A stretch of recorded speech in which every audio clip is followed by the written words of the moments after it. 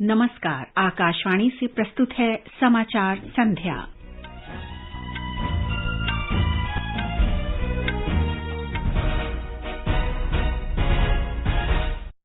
प्रधानमंत्री नरेंद्र मोदी टोक्यो में क्वाड नेताओं के शिखर सम्मेलन में भाग लेने के लिए आज रात जापान रवाना हो रहे हैं। वे जापान के प्रधानमंत्री फूमियो किशिडा, ऑस्ट्रेलिया के नवनिर्वाचित प्रधानमंत्री एंथनी अल्बनीज और अमरीकी राष्ट्रपति जो बाइडेन के साथ द्विपक्षीय बैठकें भी करेंगे। प्रधानमंत्री ने कहा, उनकी जापान यात्रा के दौरान भारत जापान विशेष रणनीति और वैश्विक भागीदारी को मजबूत करने पर ध्यान रहेगा। वित्त मंत्री निर्मला सीतारामन ने कहा, पेट्रोलियम के मूल्य में कटौती का पूरा भार केंद्र वहन करेगा। राष्ट्रीय भर्ती एजेंसी इस वर्ष के अंत तक गैर राजपत्रित पदों पर भर्ती के लिए कंप्यूटर आधारित ऑनलाइन सामान्य पात्रता परीक्षा आयोजित करेगी। राजा राम मोहन रॉय की 250वीं जयंती के वर्ष भर चलने वाले समारोह आज से शुरू। स्विट्जरलैंड के दावोस में आज से शुरू हो रहे विश्व आर्थिक मंच के सम्मेलन में वाणिज्य और उद्योग मंत्री पीयूष गोयल भारतीय शिष्टमंडल का नेतृत्व करेंगे। ऑस्ट्रेलिया में लेबर पार्टी के नवनिर्वाचित नेता एंथनी अल्बनीज कल प्रधानमंत्री पद की शपथ लेंगे। प्रधानमंत्री नरेंद्र मोदी ने निर्वाचित होने पर उन्हें बधाई दी। इंडोनेशिया के जकार्ता में एशिया कप हॉकी चैंपियनशिप के आरंभिक मैच में कल भारत का सामना पाकिस्तान से और आईपीएल क्रिकेट में पंजाब किंग्स के साथ मैच में सनराइजर्स हैदराबाद ने 6 ओवर में 1 विकेट पर 43 रन बना लिए हैं। समाचार संध्या में मुकेश कुमार के साथ मैं नीलम मलकानिया। प्रधानमंत्री नरेंद्र मोदी टोक्यो में क्वाड सम्मेलन में भाग लेने के लिए आज रात जापान के लिए रवाना हो रहे हैं। वे जापान के प्रधानमंत्री फूमियो किशिडा के निमंत्रण पर 2 दिन की जापान यात्रा पर जा रहे हैं। विदेश सचिव विनय मोहन क्वात्रा ने नई दिल्ली में संवाददाताओं को बताया कि श्री मोदी अमेरिका के राष्ट्रपति जो बाइडेन और ऑस्ट्रेलिया के प्रधानमंत्री एंथनी अल्बनीज तथा जापान के प्रधानमंत्री के साथ द्विपक्षीय वार्ता भी करेंगे। वे जापान के उद्योग जगत के प्रतिनिधियों और भारतीय समुदाय से भी मुलाकात करेंगे। विदेश सचिव ने कहा कि सम्मेलन में क्वाड देशों के बीच महत्वपूर्ण और उभरती प्रौद्योगिकियों, जैव प्रौद्योगिकी, सेमी कंडक्टर आपूर्ति श्रृंखला की विविधता और महत्वपूर्ण साइबर बुनियादी ढांचे की सुरक्षा के क्षेत्र में सहयोग बढ़ाने पर चर्चा होगी। The economic pillar, and within the economic pillar, the commercial, and within the commercial pillar, the business-to-business partnerships, are very critical segment of our relationship. It frankly includes trade, which is crucial, technology, and investment partnerships. Within the broad rubric of trade, investment, and technology, there is a whole set of specific areas in which this partnership is to be taken forward. Shri Kwatra ने बताया कि quad पहले शिखर सम्मेलन से ही हिंद प्रशांत क्षेत्र में शांति, समृद्धि और स्थिरता पर पूरी तरह ध्यान देने के साथ सकारात्मक और रचनात्मक एजेंडा लागू करने की दिशा में काम कर रहा है। टोक्यो सम्मेलन में क्वाड पहल के बारे में अब तक की प्रगति की समीक्षा करने और भविष्य के लिए दिशा निर्देश देने का अवसर मिलेगा। प्रधानमंत्री नरेंद्र मोदी ने कहा है कि उनकी जापान यात्रा का उद्देश्य भारत जापान विशेष रणनीतिक और वैश्विक भागीदारी को मजबूत करना है। टोक्यो की 2 दिन की यात्रा पर रवाना होने से पहले उन्होंने कहा कि वो दूसरे वैयक्तिक क्वाड नेता शिखर सम्मेलन में भी भाग लेंगे, जो क्वाड समूह के 4 देशों के नेताओं को इस पहल की प्रगति की समीक्षा करने का अवसर प्रदान करेगा। प्रधानमंत्री ने कहा कि सभी क्वाड नेता हिंद प्रशांत क्षेत्र के विकास और पारस्परिक हित के वैश्विक मुद्दों के बारे में भी विचारों का आदान प्रदान करेंगे। ये समाचार हमारी वेबसाइट newsonair.com/hindi और हमारे mobile app news on AIR पर भी उपलब्ध हैं। क्या आप कॉम्पिटिशन्स की तैयारी कर रहे हैं? आपके लिए आकाशवाणी लाया है एक इंटरैक्टिव प्रोग्राम अभ्यास। एक ऐसा प्रोग्राम जहां आप पूछेंगे सवाल व्हाट्सएप नंबर 9289094044 पर या फिर ईमेल भी कर सकते हैं abhyas.airnews@gmail.com पर। हमारे स्टूडियो में एक्सपर्ट आपके सवाल का जवाब देंगे शनिवार रात 9:30 बजे। इस बार का विषय है Indian polity, central state relations. आपके सवालों का हम करेंगे इंतजार 25 मई तक। आपका अभ्यास हमारा प्रयास।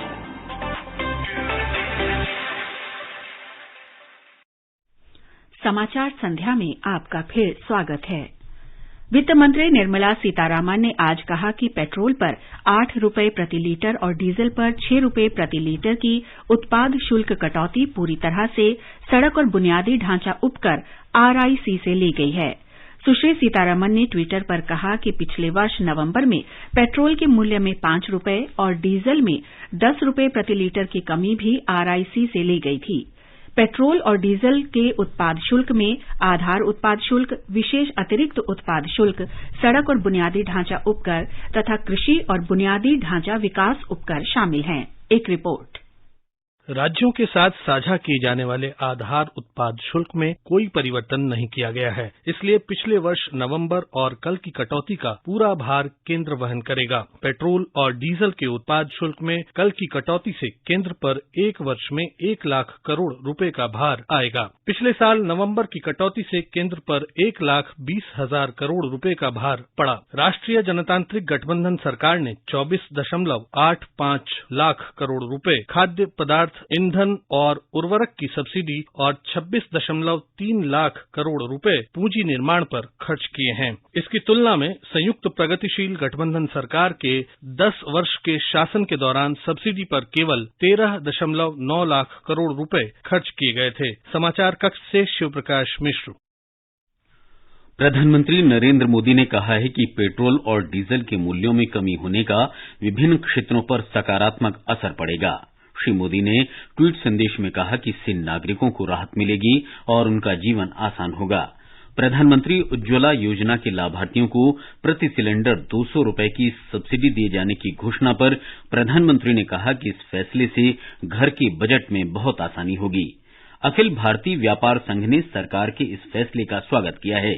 आकाशवाणी से विशेष बातचीत में संघ के महासचिव प्रवीण खंडेलवाल ने कहा कि इससे परिवहन लागत कम होगी। हमने विभिन्न वर्गों के लोगों से इस बारे में बात की।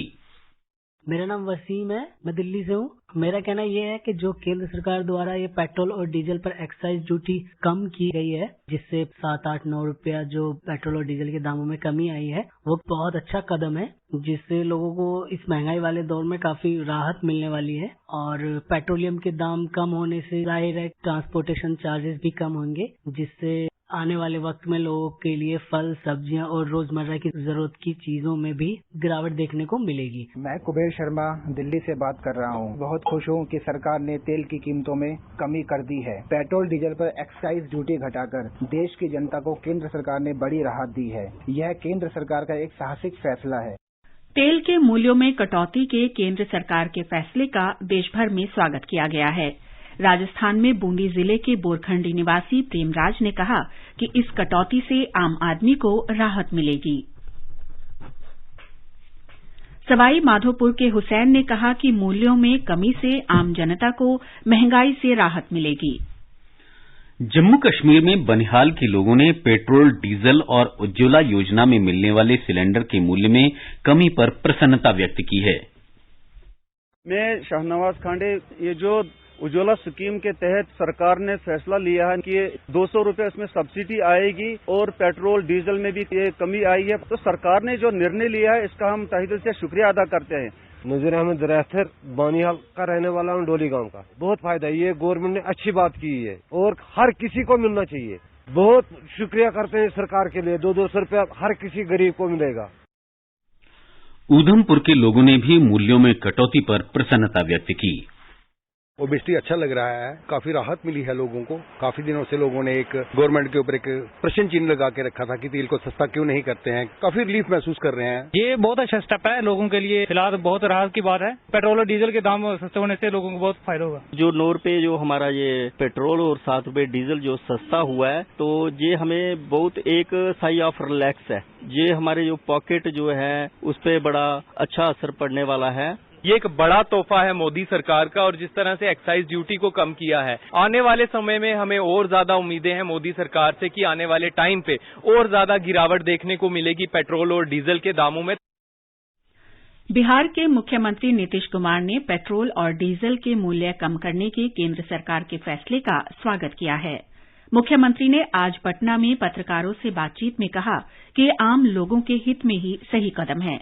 एक प्रश्न के उत्तर में श्री नीतीश कुमार ने कहा कि वो पेट्रोल और डीजल पर वैट की दर कम करने पर चर्चा करेंगे। उन्होंने बताया कि राज्य ने पेट्रोल और डीजल पर पहले ही वैट कम कर दिया है। महाराष्ट्र सरकार ने आज पेट्रोल और डीजल पर मूल्य वर्धित कर वैट घटा दिया है। इससे पेट्रोल की कीमत में ₹2.08 और डीजल की कीमत में ₹1.44 की कमी आएगी। राज्य के सूचना और जनसंपर्क निदेशालय ने बताया कि ईंधन पर वैट घटने से राज्य सरकार पर प्रतिवर्ष 2,500 करोड़ रुपए का अतिरिक्त भार बढ़ेगा। सूचना और प्रसारण मंत्री अनुराग सिंह ठाकुर ने आज कहा कि प्रधानमंत्री नरेंद्र मोदी हमेशा देशवासियों के हित में फैसले लेते हैं और इसी संदर्भ में केंद्र सरकार ने पेट्रोल और डीजल पर उत्पाद शुल्क में कटौती की है।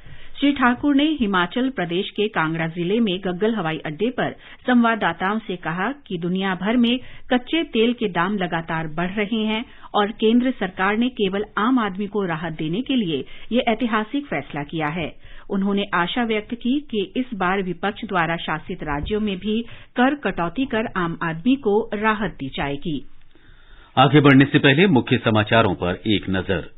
प्रधानमंत्री नरेंद्र मोदी टोक्यो में क्वाड नेताओं के शिखर सम्मेलन में भाग लेने के लिए जापान रवाना हो गए हैं। वे जापान के प्रधानमंत्री फूमियो किशिदा, ऑस्ट्रेलिया के नवनिर्वाचित प्रधानमंत्री एंथनी अल्बनीज और अमरीकी राष्ट्रपति जो बाइडेन के साथ द्विपक्षीय बैठकें भी करेंगे। प्रधानमंत्री ने कहा, उनकी जापान यात्रा के दौरान भारत जापान विशेष रणनीतिक और वैश्विक भागीदारी को मजबूत करने पर ध्यान रहेगा। वित्त मंत्री निर्मला सीतारामन ने कहा, पेट्रोलियम के मूल्य में कटौती का पूरा भार केंद्र वहन करेगा। राष्ट्रीय भर्ती एजेंसी इस वर्ष के अंत तक अराजपत्रित पदों पर भर्ती के लिए कंप्यूटर आधारित ऑनलाइन सामान्य पात्रता परीक्षा आयोजित करेगी। राजा राममोहन राय की 250वीं जयंती के वर्ष भर चलने वाले समारोह आज से शुरू। स्विट्जरलैंड के दावोस में आज से शुरू हो रहे विश्व आर्थिक मंच के सम्मेलन में वाणिज्य और उद्योग मंत्री पीयूष गोयल भारतीय शिष्टमंडल का नेतृत्व करेंगे। ऑस्ट्रेलिया में लेबर पार्टी के नवनिर्वाचित नेता एंथनी अल्बनीज कल प्रधानमंत्री पद की शपथ लेंगे। प्रधानमंत्री नरेंद्र मोदी ने निर्वाचित होने पर एंथनी अल्बनीज को बधाई दी।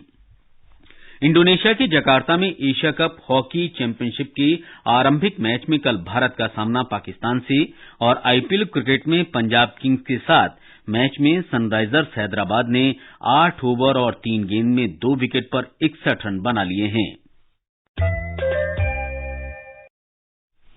कार्मिक और लोक शिकायत मंत्री डॉक्टर जितेंद्र सिंह ने कहा है कि इस वर्ष से गैर राजपत्रित पदों पर भर्ती के लिए सामान्य पात्रता परीक्षा सीईटी का आयोजन किया जाएगा।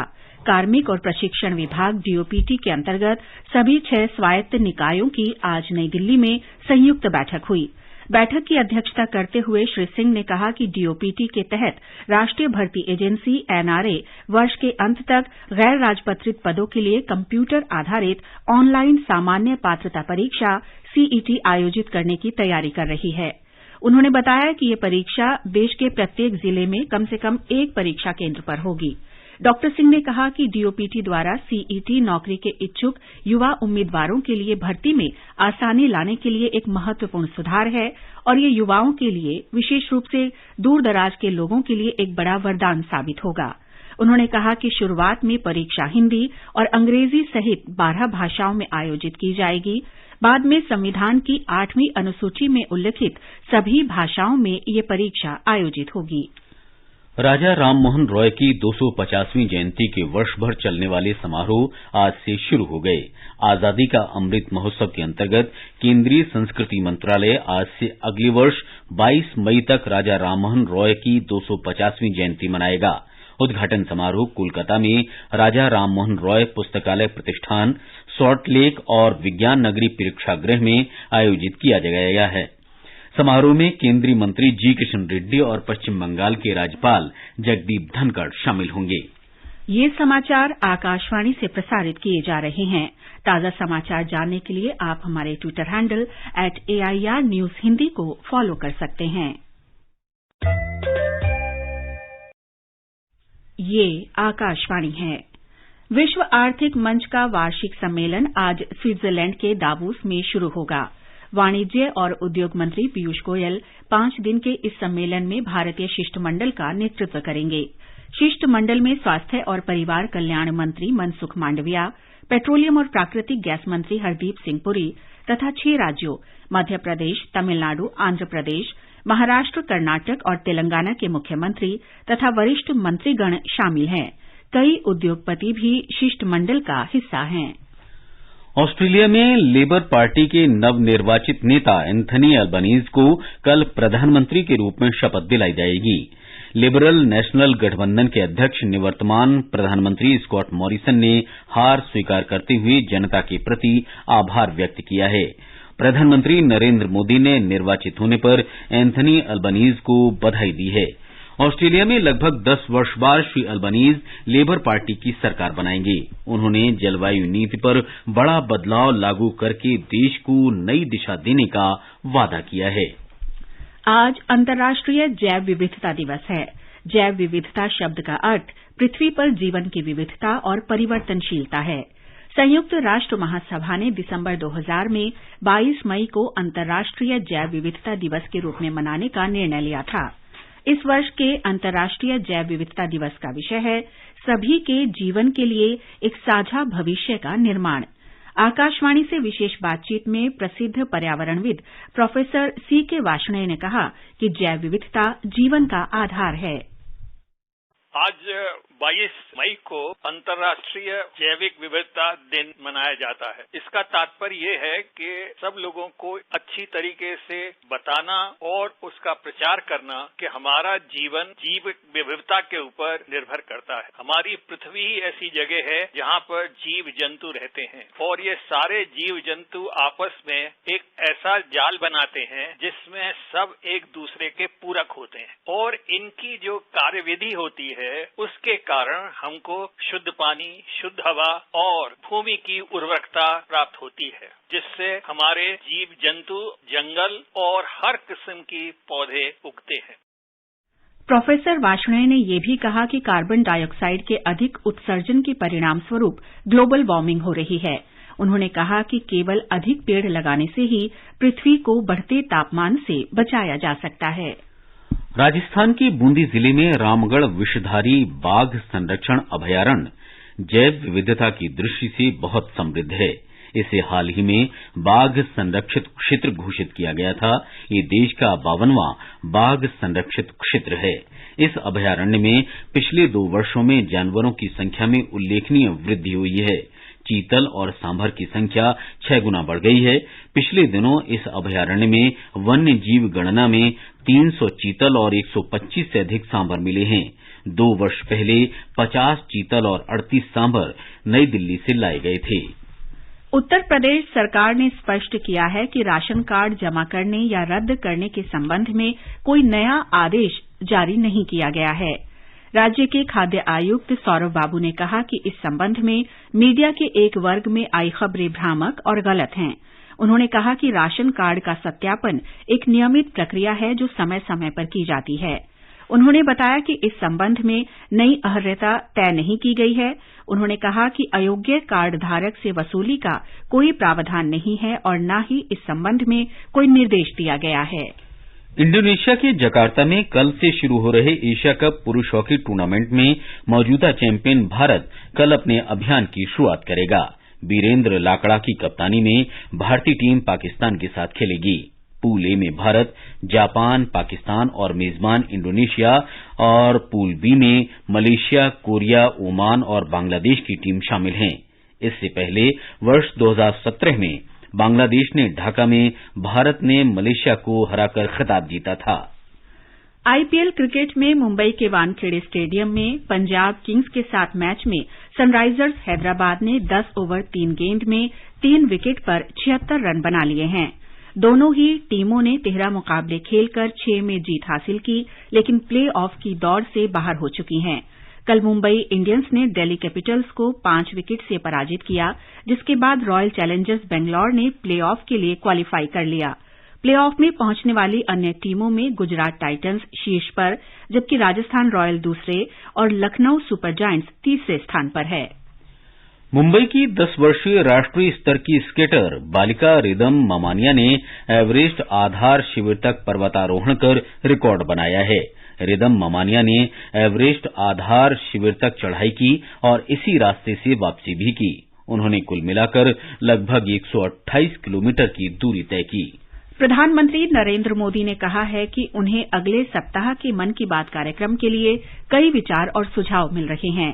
एक ट्वीट में श्री मोदी ने कहा कि वे बड़ी संख्या में युवाओं के विचार साझा करने से खुश हैं। प्रधानमंत्री ने मन की बात की पिछले महीने की कड़ी पर आधारित एक पुस्तिका भी साझा की। इस पुस्तिका में कार्यक्रम में जिन दिलचस्प विषयों पर चर्चा की गई थी, उन विषयों पर आधारित लेख हैं। आजादी का अमृत महोत्सव के अंतर्गत आइए अब सुनते हैं आकाशवाणी की विशेष प्रस्तुति आजादी का सफर। आजादी का अमृत महोत्सव।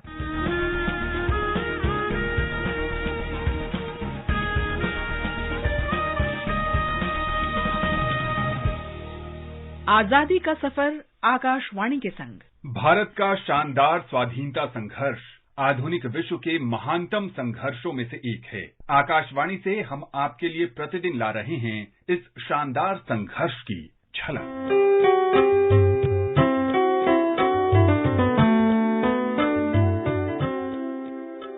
आज महान समाज सुधारक और बंगाल के पुनर्जागरण के अग्रदूत राजा राम मोहन राय की जयंती है। उनका जन्म 22 मई 1772 को बंगाल के हुगली जिले के राधानगर गांव में हुआ था। 15 वर्ष की उम्र में राजा राम मोहन राय ने बांग्ला, फारसी, अरबी और संस्कृत सीख ली थी। वे सभी तरह की धार्मिक कट्टरता और अंधविश्वास के पक्के विरोधी थे। इससे राजा राम मोहन राय और उनके परिवार के बीच मतभेद उत्पन्न हो गए। इसके बाद राजा राम मोहन राय ने घर छोड़ दिया और हिमालय का भ्रमण किया। इस दौरान वे तिब्बत भी गए। घर लौटने से पहले उन्होंने व्यापक भ्रमण किया।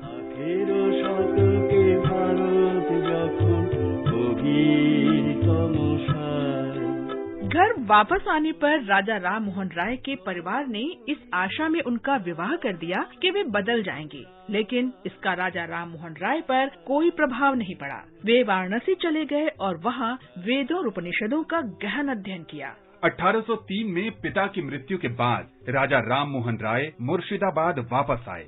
उन्होंने कलकत्ता में महाजन के रूप में कार्य किया। 1809 से 1814 तक राजा राम मोहन राय ने ईस्ट इंडिया कंपनी के राजस्व विभाग में सेवा की।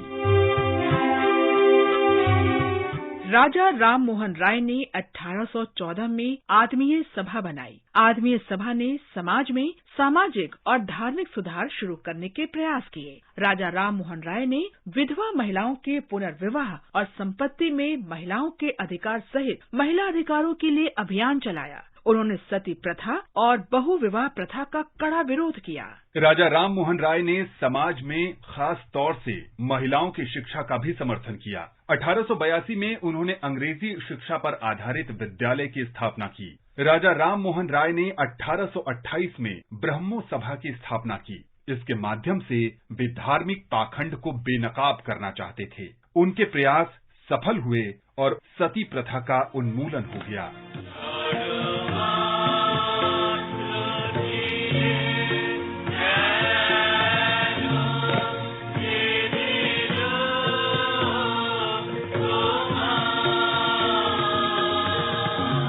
राम मोहन राय को 1831 में मुगल बादशाह अकबर द्वितीय ने राजा का खिताब दिया। उन्होंने ये सुनिश्चित करने के लिए राजा राम मोहन राय को मुगल साम्राज्य का दूत बनाकर ब्रिटेन भेजा कि सती प्रथा के उन्मूलन के लिए बनाए गए बंगाल सती विनियमन 1829 को न बदला जाए। इसके अलावा राय ने ब्रिटेन के राजा से ये आग्रह भी किया कि मुगल शहंशाह का भत्ता बढ़ाया जाए। 27 सितंबर 1833 को ब्रिटेन यात्रा के दौरान ब्रिस्टल के निकट स्टेपलेटन में मेनिंजाइटिस से उनका निधन हो गया।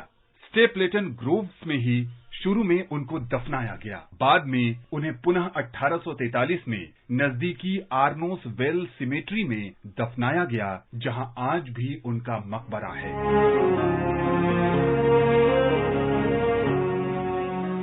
आज हम भाईलाल दाजीभाई पटेल को भी स्मरण कर रहे हैं। वे गुजरात के खेड़ा जिले के पटीज के निवासी थे। उन्होंने मई 1930 में दांडी से दक्षिण में 25 मील दूर धारसाना में नमक सत्याग्रह में सक्रिय रूप से भाग लिया। गांधी जी ने धारसाना नमक कारखाने पर छापा मारने का फैसला किया। उन्होंने वायसरॉय लॉर्ड इरविन को लिखा और उन्हें इस योजना के बारे में चेतावनी दी। योजना पर अमल करने से रोकने के लिए 4 मई 1930 को गांधी जी को गिरफ्तार कर लिया गया और बिना मुकदमा चलाए ही पूना के निकट नजरबंद कर दिया गया।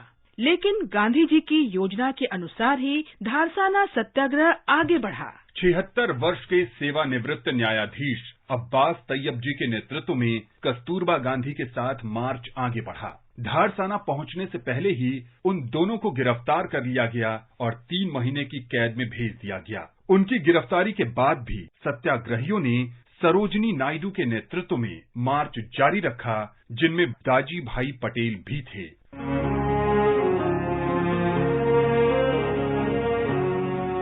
सशस्त्र बलों ने 22 मई 1930 को स्टील की नोक वाली लाठियों से सत्याग्रहियों पर प्रहार शुरू कर दिया। इस घटना में भाईलाल दाजीभाई पटेल को गंभीर चोटें आईं और आधे घंटे के अंदर ही उन्होंने मौके पर दम तोड़ दिया। इस महान स्वाधीनता सेनानी को भावभीनी श्रद्धांजलि।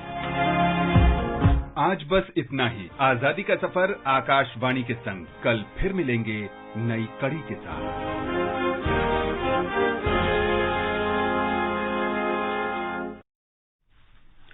और अब एक नजर कल के मौसम पूर्वानुमान पर। सबसे पहले देश के 4 महानगरों का मौसम। राष्ट्रीय राजधानी दिल्ली में आंधी और गरज के साथ बौछारें पड़ सकती हैं। मुंबई में आसमान साफ रहेगा। चेन्नई में आमतौर पर बादल छाए रहेंगे और मध्यम वर्षा या बूंदाबांदी हो सकती है। कोलकाता में आंशिक रूप से बादल छाए रहने के आसार हैं। इन शहरों में तापमान 28 और 38 डिग्री सेल्सियस के बीच रह सकता है। उत्तर भारत में श्रीनगर और मुजफ्फराबाद में गरज के साथ वर्षा के आसार हैं। जम्मू, लेह और गिलगित में आमतौर पर बादल छाए रहने और गरज के साथ वर्षा की संभावना है। देश के पूर्वोत्तर हिस्सों शिलंग, आइजोल, इम्फाल, कोहिमा, ईटानगर, अगरतला और गंगतोक में आमतौर पर बादल छाए रहेंगे और 1 या 2 स्थानों पर गरज के साथ वर्षा हो सकती है। आकाशवाणी समाचार ने प्रतियोगी परीक्षाओं के लिए साप्ताहिक संवाद कार्यक्रम अभ्यास शुरू किया है। अभ्यास की 9वीं कड़ी शनिवार 28 मई को प्रसारित की जाएगी। इस कड़ी का विषय है भारतीय राजनीति, केंद्र राज्य संबंध। जवाहरलाल नेहरू विश्वविद्यालय में राजनीति शास्त्र अध्ययन केंद्र में प्रोफेसर नरेंद्र कुमार विद्यार्थियों के प्रश्नों के उत्तर देंगे। अंत में मुख्य समाचार एक बार फिर। प्रधानमंत्री नरेंद्र मोदी टोक्यो में क्वाड नेताओं के शिखर सम्मेलन में भाग लेने के लिए जापान रवाना हो गए हैं। वे जापान के प्रधानमंत्री फूमियो किशिदा, ऑस्ट्रेलिया के नवनिर्वाचित प्रधानमंत्री एंथनी अल्बनीज और अमरीकी राष्ट्रपति जो बाइडेन के साथ द्विपक्षीय बैठकें भी करेंगे।